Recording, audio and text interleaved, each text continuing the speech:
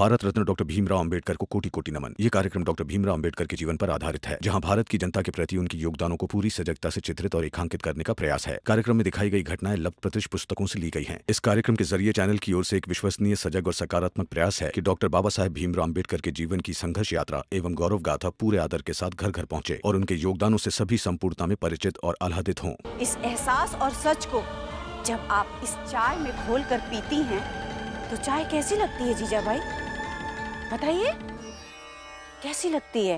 वैसे ही लगती होगी जैसे तुझे रोटी लगती होगी जब तू आटे में अपने भाई का धोखा मिलाकर गूंथती होगी।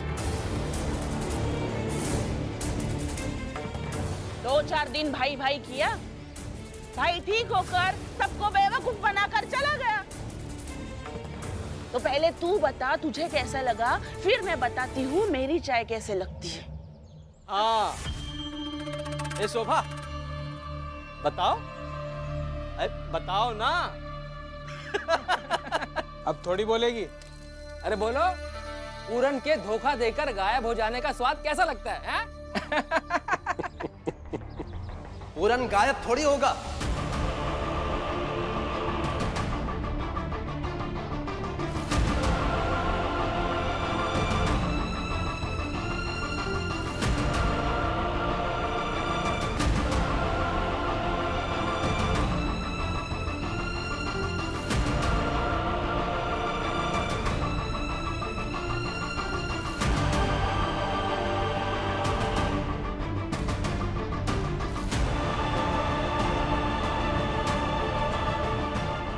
मुझे काम उसी दिन मिल गया था जिस दिन मैं यहां से गया था।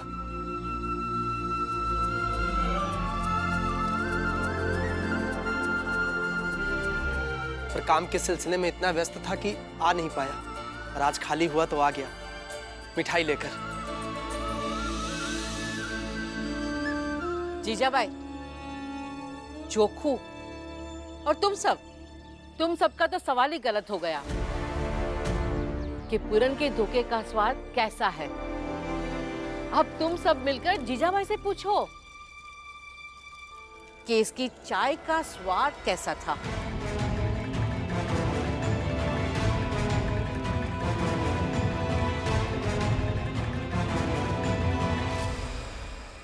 पूरन, सबसे पहले मिठाई मैं खाऊंगी। बताइए ना जीजा भाई, चाय वाला स्वाद। मिठाई खा, सरमत खा।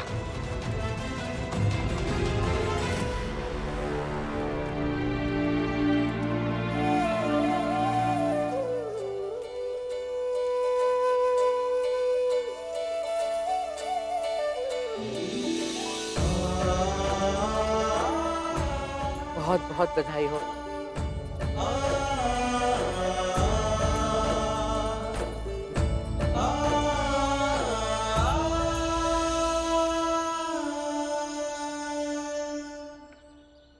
श्यामला, ये खीर देकर मैं काम ढूंढने चला जाऊंगा। ठीक है, मैं भी काम ढूंढने जाऊंगी। रोक।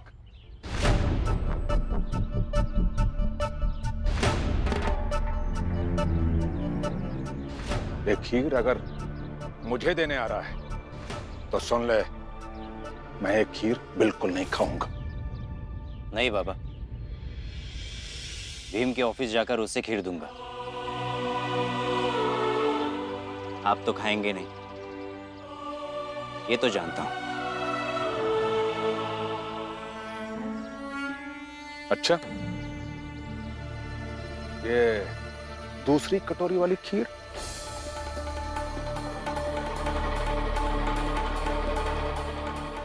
ये किसके लिए? खा लो, घर से बनवा कर लाया हूँ।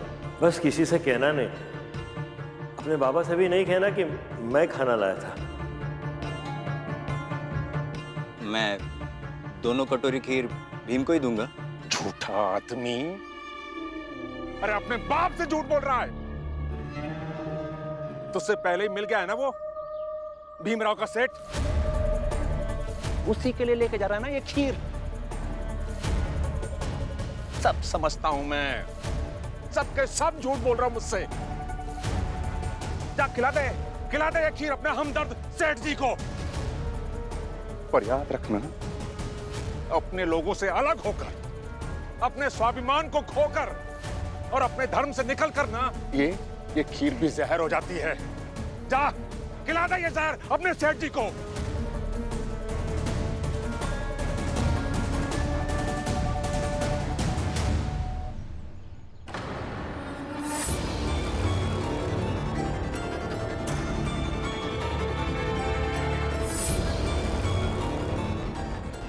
ओ श्यामला, विश्वास तो मुझे पहले से ही था कि अगर घर में औरत को ज्यादा औकात दे दो ना, तो अच्छा खासा आदमी ये ऐसे पक्के मकान से निकलकर ऐसी झोपड़ी में चला जाता है।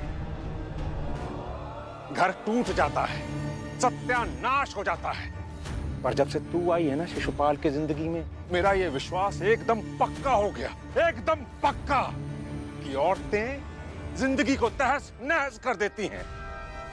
सही कहते हैं लोग, अगर औरत को सर चढ़ाओगे तो परिवार युद्ध का मैदान बन जाएगा।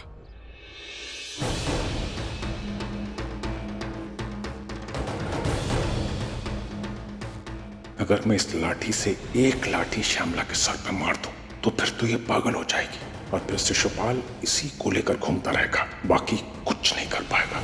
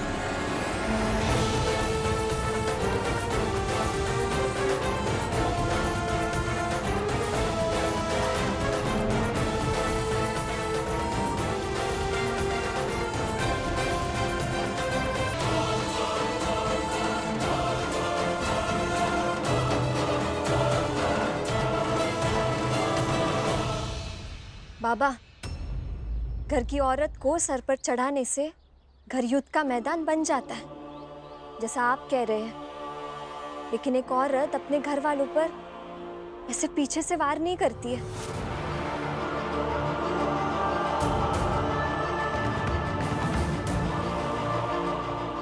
और हाँ बाबा, मैंने आपका घर नहीं तोड़ा। आपके घर में बस गलत था और मैं सही बनकर आई, इसलिए सही और गलत के बीच में लड़ाई शुरू हो गई। अरे बस बस, रहने दे अपना भाषण। तेरा पति आएगा ना शिशुपाल, तो बोल देना उससे कि उसके बाप ने तुझे मारने की कोशिश की। अगर आप दोनों को अलग ही करना होता ना, तो उन्हें लेकर चली गई होती यहाँ से। लेकिन उम्मीद है कि एक दिन आप खुद से कहोगे कि बहू बेटे घर के अंदर आ जाए। ऐसा बिल्कुल नहीं होगा। भीम भाऊ कहते हैं, उम्मीद और धैर्य में इतनी शक्ति होती है कि वो असंभव को संभव बना देती है। देखते रहिए।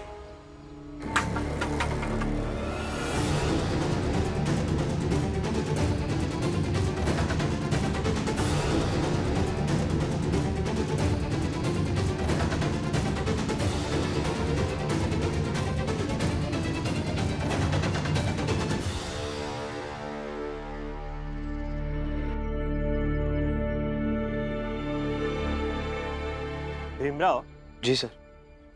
तुम जिसे प्यार करते हो, साथ में उसी पर गुस्सा भी आता हो, तो क्या करते हो?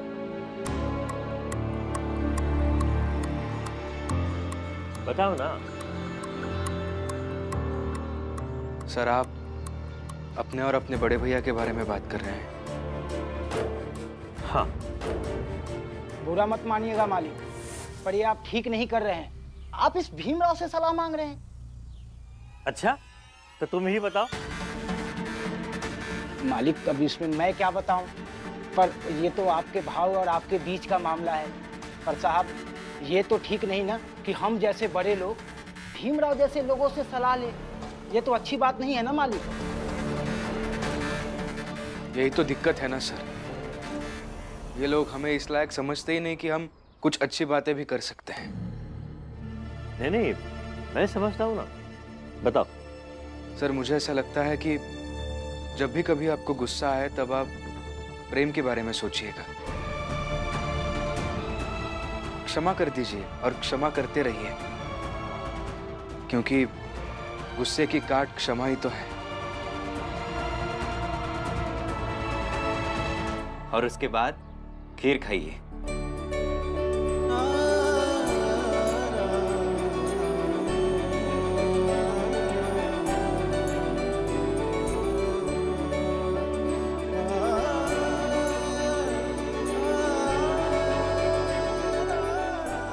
जिन दो लोगों ने मेरे लिए अपने घर से खाना लाया, उनके लिए अपनी रसोई में पहली बार जो बना वो लेकर आया हूं।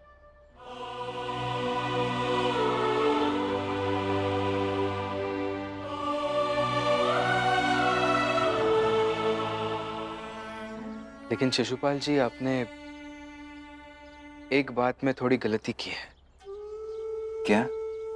इस ऑफिस में 2 लोग नहीं, 3 लोग काम करते हैं। एक कटोरी में थोड़ी खीर निकालकर इन्हें भी दे दीजिए। सुना तुमने? तुम जिसे गिराने में लगे हुए थे, वो तुम्हें खीर खिलाने के बारे में सोच रहा है।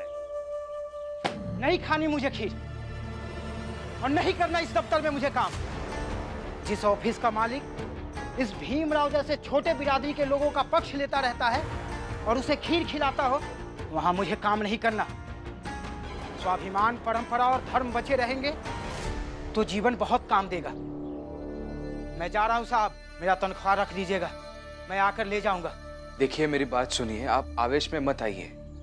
देखिए यहाँ आपकी महत्ता या आपका सम्मान कम नहीं हुआ है। तुम खीर खाओ और अपना काम करो, मुझे मत सिखाओ।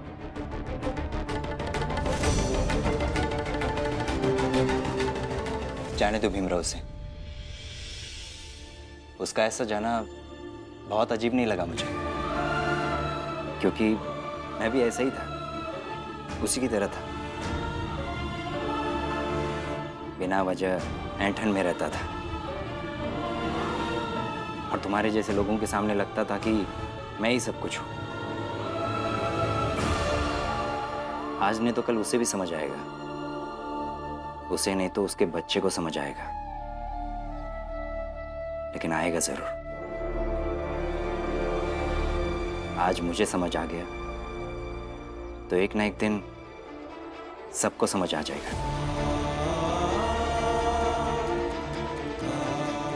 आप दोनों ये खीर खाइए, मैं जाकर काम ढूंढता हूँ। अब कुछ तो काम करना होगा ना। ये लो। धन्यवाद। चलता हूँ।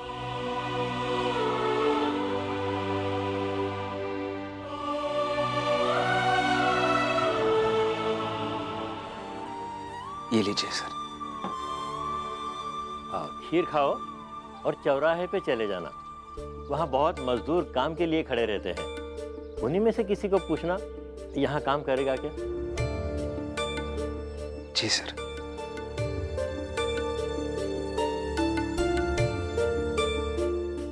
सुनो, ध्यान से सुनो मेरी बात। मेरा बेटा शिशुपाल तुम सबके पास काम मांगने आएगा, मगर काम कोई भी नहीं देगा उसे। समझ गए ना? काम नहीं मिलेगा तभी उसके होश ठिकाने आएंगे। तब समझ में आएगा उसे कि जिंदगी जीना इतना आसान नहीं है जितना वो समझ रहा है। खुद को भीमराव के जैसा समझना बहुत आसान है, पर उसके जैसा बनकर उसकी जैसी जिंदगी जीना आसान नहीं है। हाँ, हम काम नहीं देंगे मेघनाथ जी आपके बेटे को। हाँ हाँ नहीं देंगे काम। हाँ नहीं देंगे काम हम सब। चाहे जो हो जाए, शिशुपाल को काम मिलना नहीं चाहिए। भूल जाओ कि बेटा है मेरा। हाँ सही बात है।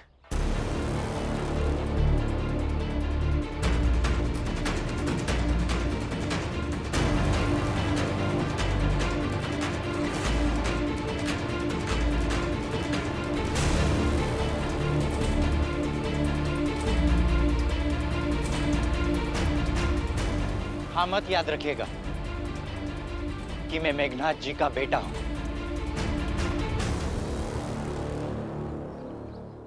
बस ये सोचिए कि मुझे नौकरी की जरूरत है और मैं नौकरी मांगूंगा, तो बस काम दे दीजिए। नहीं है नौकरी, चाहिए यहाँ से। नहीं मिलेगी नौकरी, जाओ यहाँ से। नहीं देंगे नौकरी। मैं नौकरी दूंगा।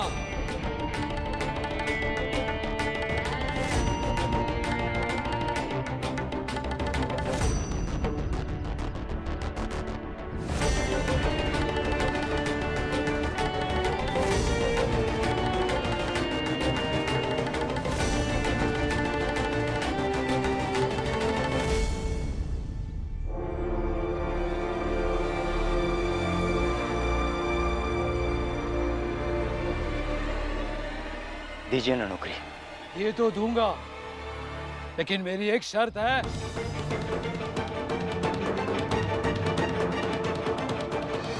जी, मुझे आपकी हर शर्त मंजूर है, बस नौकरी दे दीजिए।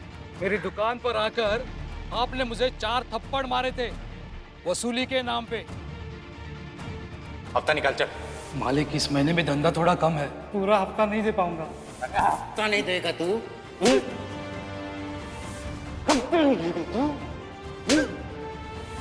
उसी दुकान में काम दूंगा, लेकिन मैं भी 5 थप्पड़ मारूंगा।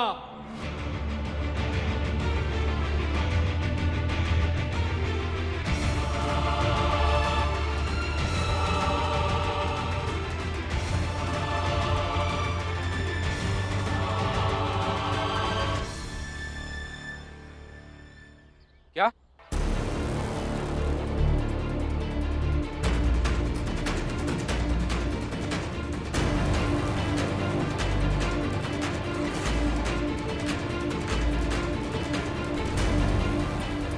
कैसी बातें कर रहे हैं आप? क्या कह रहे हैं ये सब? अच्छा हुआ तुम आ गए भीमराव। देख लो, अपनी आंखों से देख लो अपने शिशुपाल जी की हालत। अपनों से अलग होकर अपनी ठाट और पहचान खोने के बाद देखो कैसी हालत में खड़ा है ये। अरे ये मामूली सा दुकानदार इसे थप्पड़ मारने की बात कर रहा है, जिसकी खुद की औकात नहीं है इसके सामने खड़े भी होने की।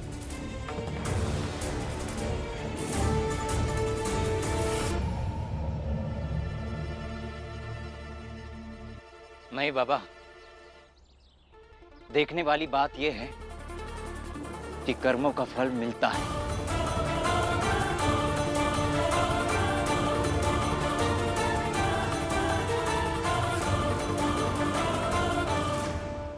मैं तैयार हूं।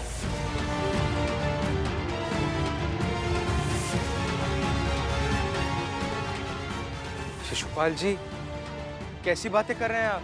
नहीं भीम, तुम बीच में मत आओ। ये 5 थप्पड़ मुझे सजा देंगे उन कर्मों की जो मैं करता था। आप मारिए मुझे थप्पड़। नहीं नहीं, ऐसा नहीं कर सकते आप। और आप भी कैसी शर्त रख रहे हैं इनके सामने? नौकरी चाहिए तो 5 थप्पड़ खाने भी पड़ेंगे। शिशुपाल जी, मेरी बात सुनिए, इनकी बात मानने की कोई जरूरत नहीं है। अगर चाहो तो आप मेरे साथ चलिए, अकबर के ऑफिस में नौकरी दिलवाता हूँ आपको। चलिए। नहीं भीम, आप मुझे थप्पड़ मारिए। मैं कह रहा हूँ ना, चलिए मेरे साथ। अब बात क्यों नहीं सुन रहे हैं मेरी? नहीं भीम, चलिए। आप मुझे थप्पड़ मारिए। ये क्या जिद है शिशुपाल जी? चलिए।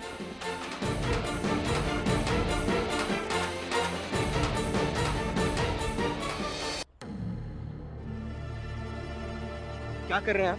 हाँ? अरे ये क्या कर रहे हैं आप?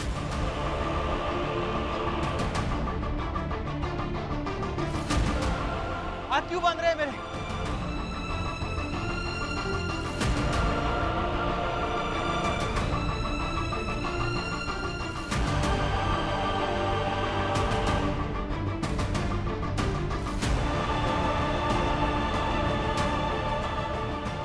आप मारिए थप्पड़, लेकिन नौकरी दे दीजिए।